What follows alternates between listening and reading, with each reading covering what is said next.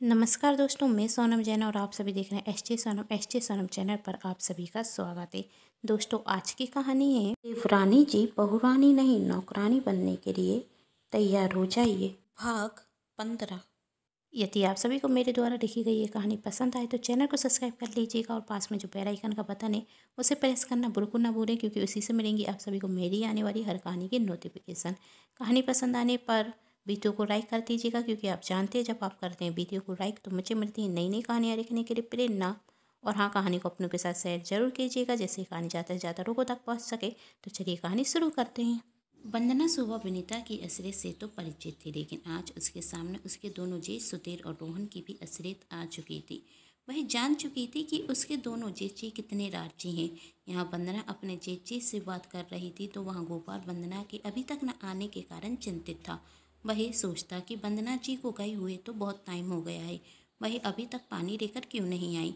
मैं ही नीचे जाकर देखता हूँ। सोचते हुए गोपाल अपने कमरे से बाहर आता और यहाँ सुधीर वंदना से कहता, वंदना बहुत समझदार हो, इसलिए समझा रहा हूँ, एक घर हमारे नाम कर दो और गोपाल को हमारी बंदिशों से आज़ाद करा लो। अपने गोपाल जी को लेकर कहीं चली जाओ, पढ़ी लिखी हो, एक अच्छी नौकरी भी कर लोगी। और तभी विनीता कहती, गोपाल तो घर के सारे काम भी जानता है, हम दोनों ने उसे घर के सारे काम सिखा कर रखे हैं, तुम नौकरी करना, वही घर पर काम करेगा। हंसते हुए चारों ने कहा और कहते, ऐसी ज़िंदगी जियो, कब तक यह नौकरों वाली ज़िंदगी जियोगी, एक घर छोड़कर चली जाओ। तब वंदना ने कहा, मैं आप लोगों के इरादे कभी भी कामयाब नहीं होने दूंगी। आप सब यह चाहते हैं ना कि हार कर यह घर में आप सभी के नाम कर दूं, मैं ऐसा कभी नहीं होने दूंगी। इस घर पर गोपाल जी का अधिकार है और उनका ही रहेगा। और रही बात आप सभी की असलियत गोपाल जी के सामने आने की, वह तो बहुत जल्द भगवान जी की कृपा से आ ही जाएगी। तब विनीता ने कहा, किस गलत फहमी में जी रही हो वंदना, तुम अच्छे से जानती हो कि वही दिन कभी नहीं आएगा। सुधीर भी कहता, विनीता सच कह रही है वंदना, समझदार हो, चली जाओ इस घर को छोड़कर, क्योंकि गोपाल तो हमारे विरुद्ध एक शब्द भी नहीं सुनेगा और यह बात तुम बहुत अच्छे से जानती हो। फिर क्यों इस घर में रहकर अपनी ज़िंदगी बर्बाद कर रही हो। शांति से चली जाओ, वरना हम तुम्हारी ज़िंदगी इससे भी बुरी कर देंगे। सुधीर ने धमकी देते हुए वंदना से कहा। वंदना ने कहा, मैं भी कोई कमज़ोर नहीं हूँ जेठ जी, आपने मुझे परेशान किया तो मैं भी आप चारों को छोड़ूंगी नहीं, याद रखना। और हाँ, इतनी जल्दी हार मानने वाले में से तो मैं नहीं हूँ, यह बात आप चारों को भी समझ जाना चाहिए। इस घर को मैं आप सभी के नाम कभी नहीं करूँगी और अब मैं आप चारों से वादा करती हूँ, बहुत जल्द आप चारों की असलियत गोपाल जी के सामने होगी। विनीता ने करारा जवाब देते हुए कहा। तभी वहाँ गोपाल आता और आंखों में आंसू लिए कहता, काश वंदना जी, यही सच मेरे सामने कभी आता ही नहीं। काश मुझे अपने भैया भाभी की असलियत पता ही नहीं चलती। काश आप इतनी कोशिश ही नहीं करती मेरे सामने सच लाने की।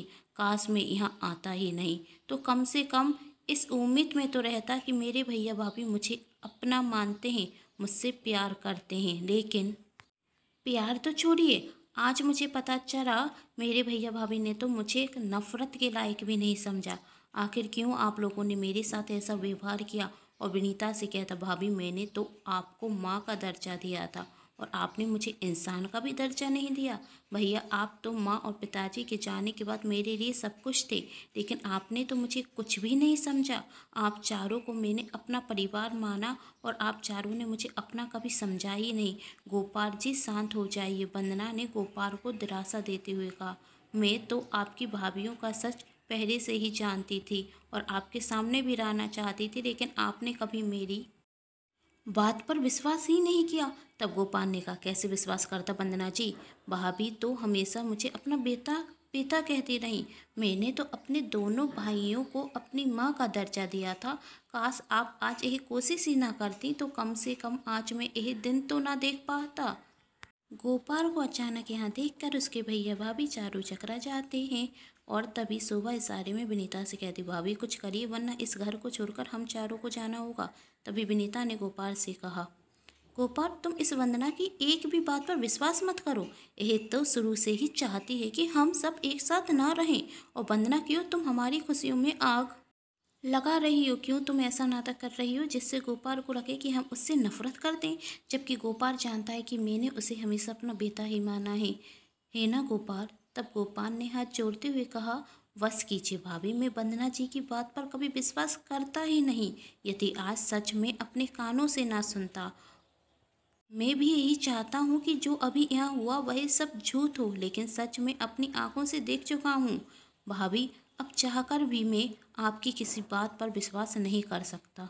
फिर गोपाल ने सुतेर से कहा, भैया मुझे अच्छे से याद है कि माँ हम तीनों से बहुत प्यार करती थी। उन्होंने हमेशा आप दोनों को मुझसे ज़्यादा प्यार दिया और यही कहा है कि दोनों बड़े भाई तुम्हारा अच्छे से ख्याल रखेंगे, लेकिन आपने तो आज माँ को भी गलत साबित कर दिया। क्यों? क्योंकि पिताजी ने इस घर को मेरे नाम किया है। तो ठीक है भैया, अब से यह घर आपका। तब वंदना ने गोपाल से कहा, गोपाल जी आप क्या कह रहे हैं?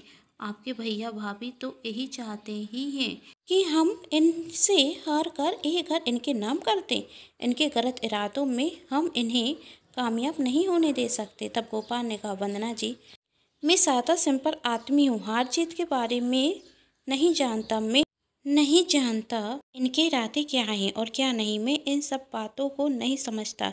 यदि ये घर भैया भाभी के नाम करने से मुझे अपने भाई और भाभी मिल सकते हैं तो मेरे लिए वही बहुत अच्छा है। तब वंदना ने गोपाल से कहा, गोपाल जी सच जानने के बाद भी आपको विश्वास है कि ये घर इनके नाम करने के बाद भी आपके साथ अच्छा व्यवहार करेंगे?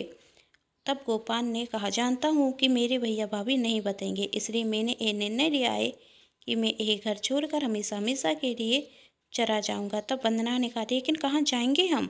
तब गोपाल ने कहा, वंदना जी हम नहीं, मैं। आप पढ़ी लिखी हैं, आप एक अच्छी नौकरी कर सकती हैं और बहुत अच्छी ज़िंदगी जी सकती हैं। फिर मुझ जैसे गंवार के लिए अपनी ज़िंदगी बर्बाद क्यों कर रही हैं?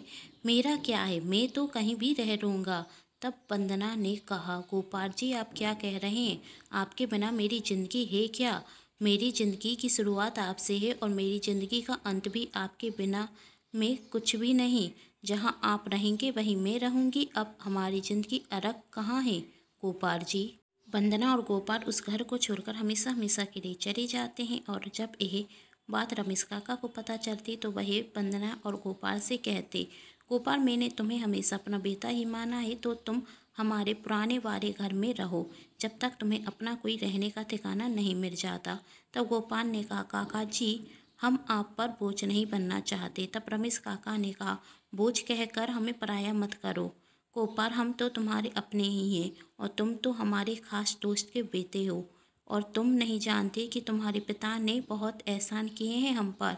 यदि एक छोटी सी मदद से तुम्हारे पिता का एहसान कम हो जाएगा तो यह मेरे लिए बहुत पुण्य की बात होगी और मैं तुम्हारा पिता समान हूँ, तो तुम मेरी इस बात को मना नहीं कर सकते। क्यों वंदना बेटी, गलत कहा मैंने? तब वंदना गोपाल से कहती, गोपाल जी काका जी सही कह रहे हैं, हमें अभी इनके घर पर रहना चाहिए। वंदना और गोपाल को काका जी के घर पर रुके हुए पूरे 2 दिन हो चुके थे। एक दिन काका जी आते हैं और कहते, बेटी तुम दोनों ने तो मेहनत कर कर इस पुराने घर को बिल्कुल नया सा बना दिया, कितना सुंदर लग रहा है हमारा घर। और काका जी वंदना से कहते कि आगे क्या करना है, कुछ सोचा है? मेरे ख्याल से तुम कोई अच्छी सी नौकरी करने रखो। तब वंदना ने कहा, नहीं काका जी, मैं नौकरी जब तक नहीं करूँगी जब तक गोपाल जी कोई काम नहीं करने रखते, वरना मेरी जेठानियाँ कहेंगी कि गोपाल जी मेरे नौकर हैं और मैं ऐसा होने नहीं दूंगी। गोपाल जी बहुत मेहनती हैं काका जी, वह जल्द कोई काम जरूर करेंगे, मुझे विश्वास है। तब काका जी वंदना को बड़ी गौर से देखते। वंदना ने कहा, क्या देख रहे हैं काका जी? काका जी ने कहा, देख रहा हूँ बेटी कि इतनी कम उम्र में भी कितनी बड़ी बातें कर लेती हो तुम। मैं जानता था कठिन से कठिन परिस्थिति में भी तुम गोपाल का साथ नहीं छोड़ोगे और मेरे विश्वास को तुमने सच उस दिन कर दिया था जब तुम्हारी और गोपाल की सगाई हुई थी और पंडित जी ने कह दिया था कि गोपाल से शादी होने के बाद तुम्हारी मृत्यु निश्चित है।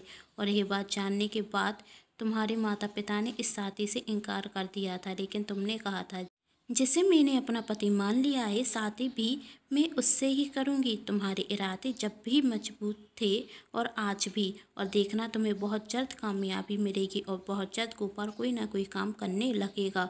तभी वहाँ खुशी आती और कहती, काका जी भगवान जी ने आपकी सुन ली। गोपाल जी और वंदना के लिए एक खुशखबरी है। वंदना और गोपाल के दुख भरे दिनों में कौन सी खुशखबरी लेकर आई थी खुशी? जानना चाहते हैं तो कहानी के साथ बने रहिए और कहानी का अगला भाग देखना बिल्कुल न भूलें। जिसके लिए कर लीजिए चैनल को सब्सक्राइब, क्योंकि जब भी मैं लेकर आऊँ कहानी का नया भाग तो आप सभी को पता चल सके। यदि आप सभी को मेरे द्वारा लिखी गई ये कहानी पसंद आ रही है तो अपनों के साथ शेयर जरूर कीजिएगा, चैनल को भी सब्सक्राइब कर लीजिएगा और वीडियो को लाइक करना बिल्कुल ना भूलें। Thanks for watching.